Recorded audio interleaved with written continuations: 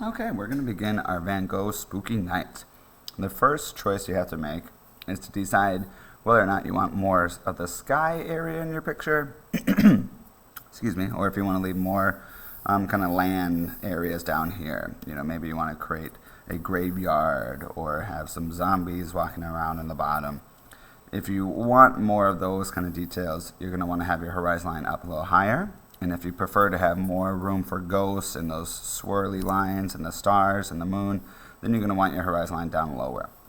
So once you made that decision, start on one side and try to avoid having this horizon line be perfectly straight. I like to kind of bump mine and move it around a little bit so it looks more natural. From here, we're going to add a couple more lines above this horizon line. This is going to be the things that are really far in the background, so maybe mountains, more hills, any of that kind of stuff. And to do that, you could either just start above the line we just made, and you could kind of do that same technique of making it kind of bumpy. And you could either end by going back to your horizon line, or you could just continue all the way off the paper. Either way would work, but you need to make sure that you at least either touch the horizon line or go off the paper. So maybe that's my other one there. But this already is adding a couple more layers of space in our work. So once we have that established, then we need to move on to our moon. Now you could do a full moon, a crescent moon, like in Starry Night. It's completely up to you.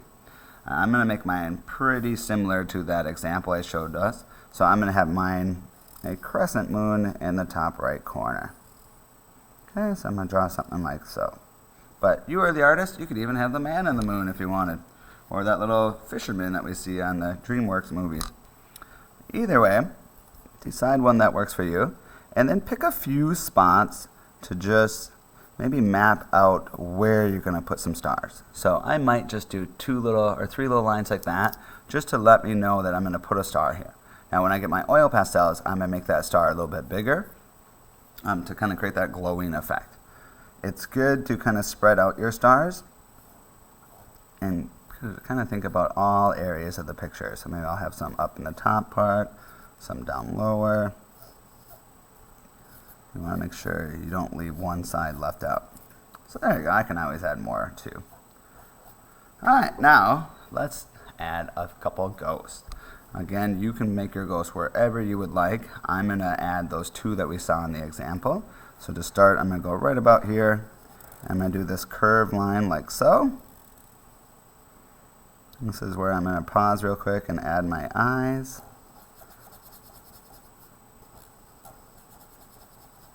And then I'm out too. Now you don't have to color them in right away because we can do that later with the pastels too. And then once I have my face, then I can kind of finish the body by starting where I left off. And I like to just kind of give it a little bit of a curve. And then I follow this line from this space too. And I just go right off the paper. There's my first ghost. Now that other one that we saw kind of had the spiral tail, and it was going the opposite way. So I'm curving it like so. Add the eyes, the mouth,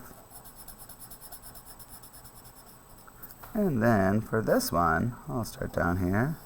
I'll curve up and around like this, and then I'll follow this spiral back up to the head.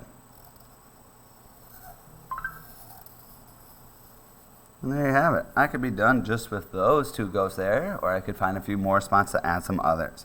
Now, next visit, we're going to work on this midground and the foreground, the bottom of our picture. So for today, let's just focus on the top. I could kind of pick a few more spots to maybe make it look like there's some trees or something if I would like. But keep in mind, these areas here is the really far away background. So even in that Starry Night example, when we saw that little kind of village way in the back, it's not going to be much bigger than little shapes like this.